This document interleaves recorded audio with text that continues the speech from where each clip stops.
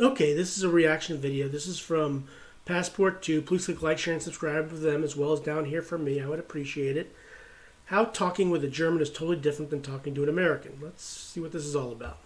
It didn't take long for us to realize that after moving to Germany, that Americans and Germans make different sounds. Sounds.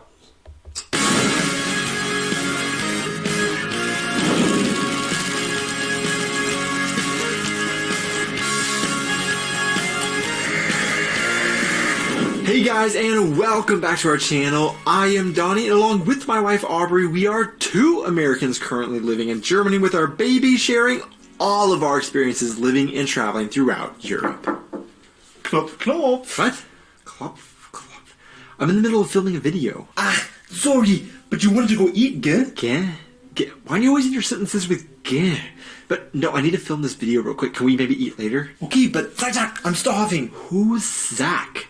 Do you just want to go ahead and order? Well, this is an interesting way of looking at it. I never really noticed that people from different countries did things like that. Order something, and then maybe we can just eat it whenever I get done filming? Yeah, I will just wait for you. I'll see you in a bit. Oh, okay, yeah. One thing that we didn't quite expect when moving to Germany was just how many interjections, random noises people make, or onomatopoeias would be totally different in Germany than those that we were used to in the US. And that's exactly what I'm going to talk about today in our video. A couple rounds of weird German sounds. Let's talk about that first onomatopoeia we just heard.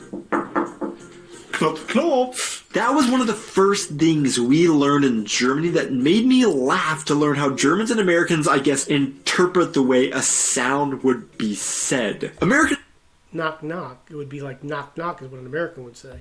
like me would not interpret that noise as klopf, klopf, but rather Knock, knock. It was also interesting for me to learn that in both English and German, the verb being done is the same as the onomatopoeia. In English, to make a knock knock, then you are knocking. And in Germany, when you make a klopf klopf, you are doing the verb klopfen. But what really got me was the first time that I learned that what Americans call knock knock jokes are called klopf klopf Witze in German. So you have knock knock jokes, knock knock in America, and klop klop Witzen in Germany, which is, I guess, different. Ich hatte Klopf, Klopf. Ja, wer ist da? Ich bin's.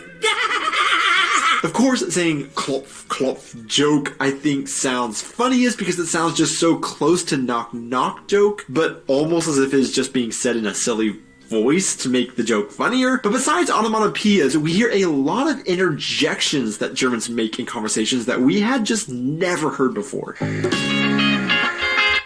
It's all in the throat, I guess, like he says here. So first off, an interjection is an exclamation you make while talking. A great example being the second sound we heard made that Americans don't make. Ah, Ach is the... Yeah, ach is one thing that you generally hear in German. I mean, Achtung, or things like that. But I've heard ach before, but it's not like this.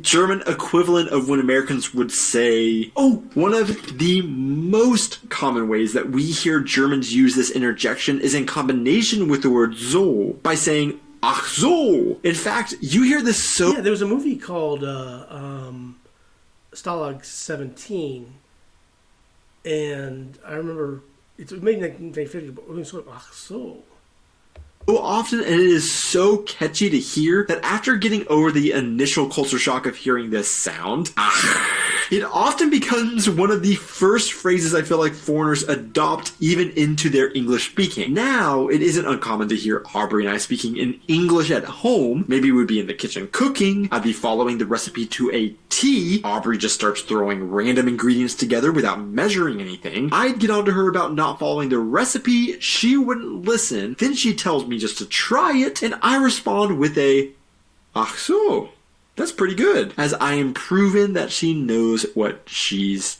doing. That was a weirdly specific example, almost like it happens all the time. Well, you know, there you go, ach so. The next funny sound Germans make is a sound that not only varies from what Americans make in the same situation, but also varies greatly inside of Germany from region to region. In our area, and with many of our German friends, we specifically hear them making a particular sound at the end of a sentence. But you wanted to go eat, gell? In the same situation, Yeah. That is... I'm trying to think of an American equivalent to that. Can't think of one. Americans would say something like, But you want to go eat, right? but if they don't say that, Yeah, they say right. So we're going to eat. Yeah, that makes sense. Americans might say, isn't it? Or maybe even just make the noise, huh? But like I said, definitely not all Germans make the g sound, and the other very common sound I hear on German-speaking podcasts I listen to, or TV shows, for example, is n.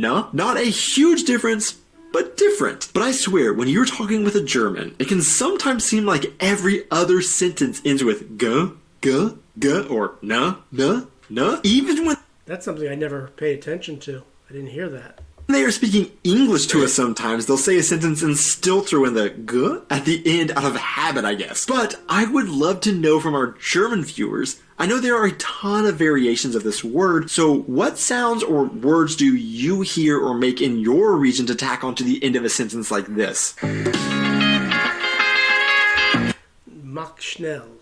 When I was growing up, if my dad needed something done in a hurry, he would often tell us to chop chop. Well, Germany has their own version. Now, chop chop just means hurried up. Let's get moving. Let's get going. That's all chop chop means. But I've never.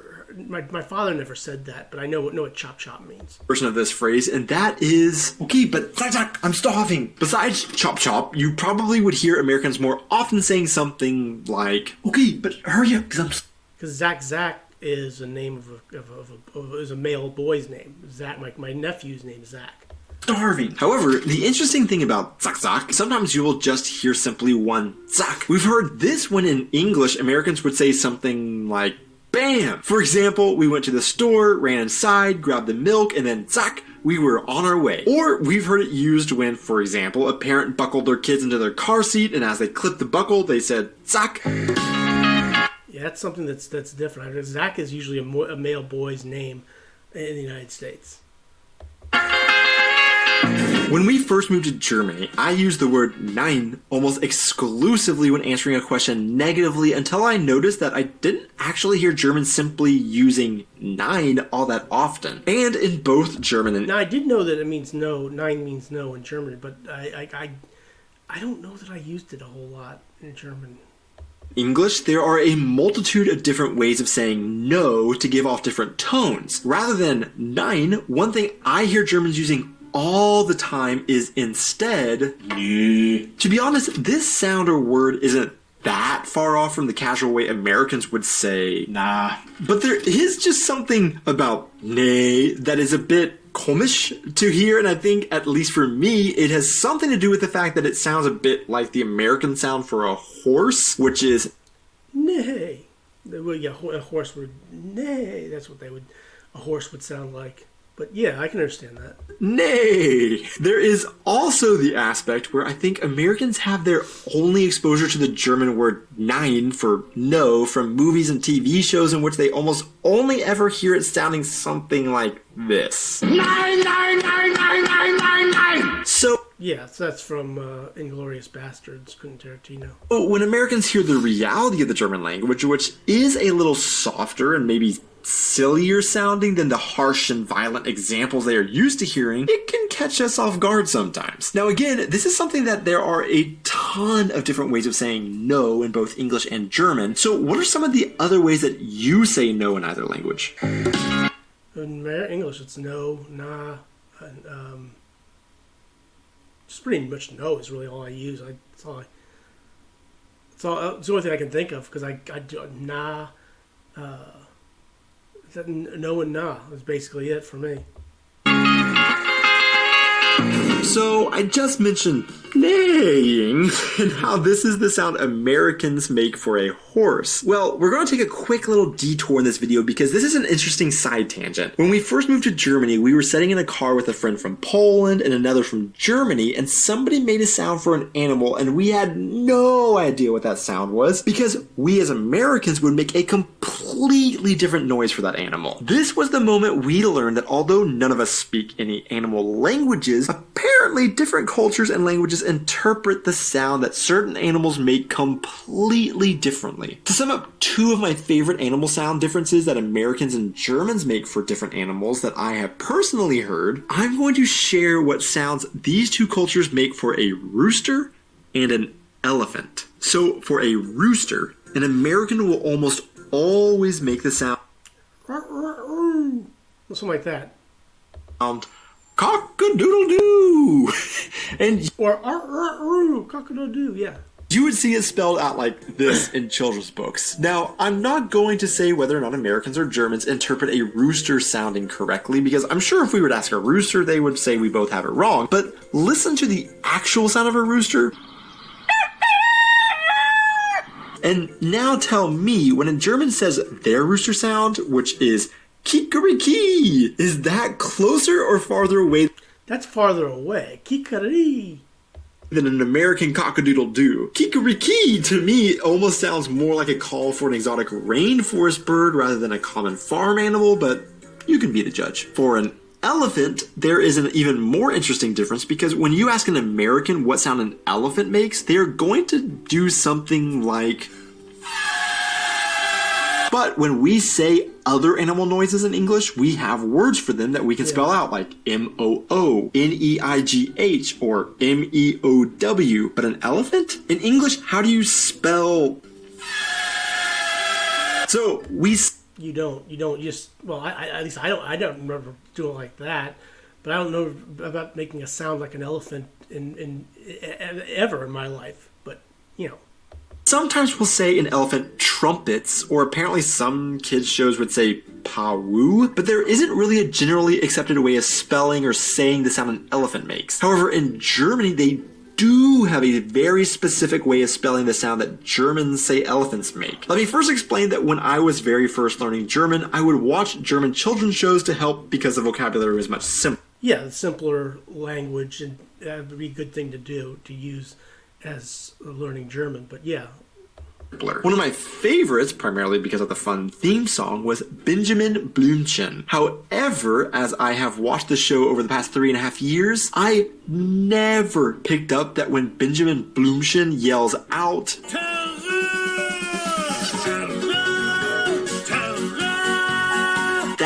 that was the apparent sound an elephant makes in German and is spelled like this. I legit just thought Toro. Is that what that said? Toro? That doesn't sound like an elephant to me.